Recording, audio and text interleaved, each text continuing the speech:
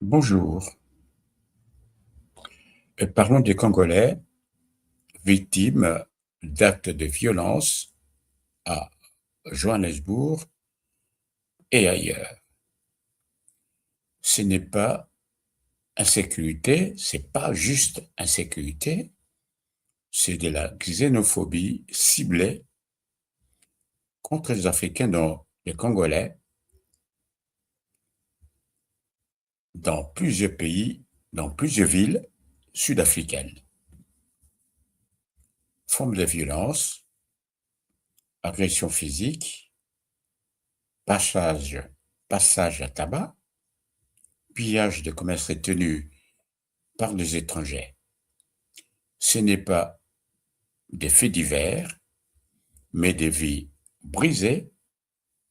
Exemple, le cas de Mutombo, dont l'appartement à Johannesburg a été attaqué et une de ses filles violée. Écoutons ensemble le récit des victimes rapporté par TV5 pour comprendre la réalité de ces violences. Tout de suite, notre focus. Nous nous intéressons aujourd'hui à la xénophobie en Afrique du Sud. Souvenez-vous, en 2008, 42 personnes avaient été tuées dans des manifestations contre les étrangers. Depuis, les affrontements entre des Sud-Africains et des étrangers sont réguliers. La hausse du chômage et de la pauvreté ont accru ces tensions. Nos correspondants nous emmènent aujourd'hui à la rencontre de la communauté congolaise, victime comme d'autres d'attaques, d'injures, de pillages. Ils en veulent bien sûr à la population, mais aussi aux autorités qu'ils accusent de laxisme. Reportage de Caroline Dumais et Stéphane Carstens. Il y avait d'un côté les Sud-Africains et de l'autre les étrangers. Entre les deux, la police pour éviter les affrontements. Les dernières manifestations xénophobes en Afrique du Sud avaient des relents de guerre civile. Et ces images, les immigrés aujourd'hui se les passent en boucle.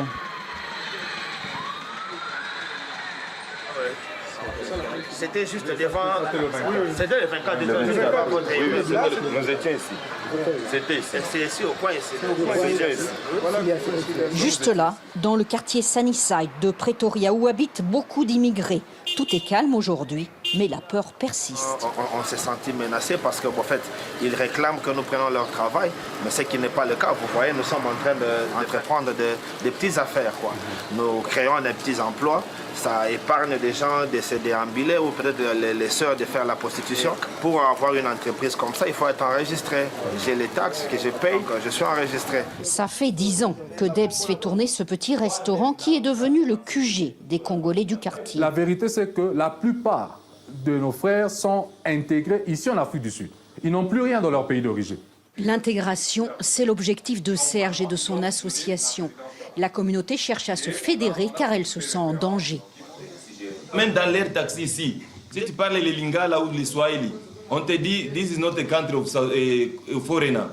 So we are very in danger anytime, anyway. Je m'appelle Jackson, j'ai été menacé. J'ai appelé la police. Police. On m'a répondu, toi t'es étranger, cours. On ne peut rien faire pour toi. Ils m'ont coupé ici, frappé là, coup de couteau. Jackson a été attaqué par un groupe de 20 personnes. On lui a coupé l'oreille. Il n'y a personne pour l'aider. C'est vrai qu'on ne voit pas l'ambassade. Dans toutes ces discussions ici, les attaques xénophobiques, je ne sais même pas si l'ambassade sait qu'il y a eu même un business congolais qui a été attaqué. Ils ne le savent même pas. L'ambassade est dans son... Ils sont dans les 4 murs et ça s'arrête là. Les Congolais se sentent bien seuls et pourtant, ils seraient presque 1 million à vivre en Afrique du Sud. Ce pays moderne au style de vie américain fait figure d'Eldorado, même si les lois d'immigration se durcissent. À l'université de Johannesburg, les chercheurs prévoient des situations de plus en plus compliquées. La route n'est pas facile pour devenir résident permanent en Afrique du Sud. On connaît des gens ici qui attendent depuis des années et qui n'ont toujours pas eu de réponse. Avant, on pouvait venir en Afrique du Sud et postuler sur place pour un visa de travail. Mais ils ont changé cette loi. Maintenant, il vous faut revenir dans votre pays pour faire la demande si vous voulez changer de statut.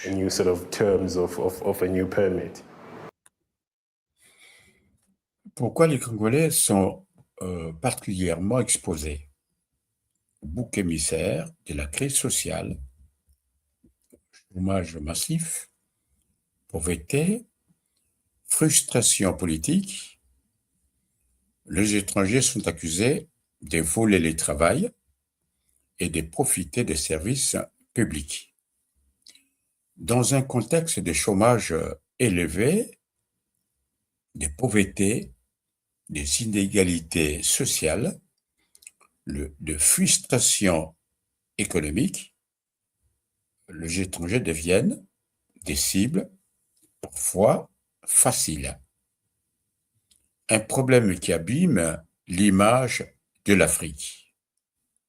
Comment beaucoup s'interrogent comment des Africains peuvent-ils rejeter d'autres Africains?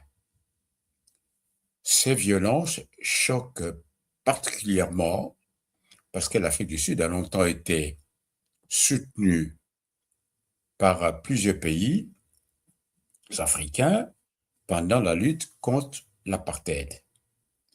Quand un Africain commence à rejeter, quand un Africain commence à voir un autre Africain comme un ennemi, le problème dépasse la simple crise économique.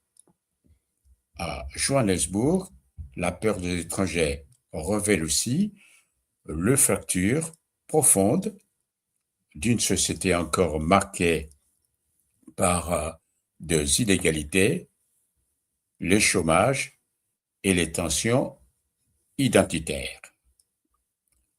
L'hypocrisie morale de l'Afrique du Sud apparaît dans le contraste entre son discours international très engagé sur les droits humains, exemple saisine de la Cour internationale de justice sur Gaza, et son incapacité persistante à protéger les migrants africains victimes des violences xénophobes, sur son propre terrain, sur son propre territoire. Dites-moi en commentaire ce que vous en pensez. Merci d'avoir suivi cette vidéo. Partagez-la.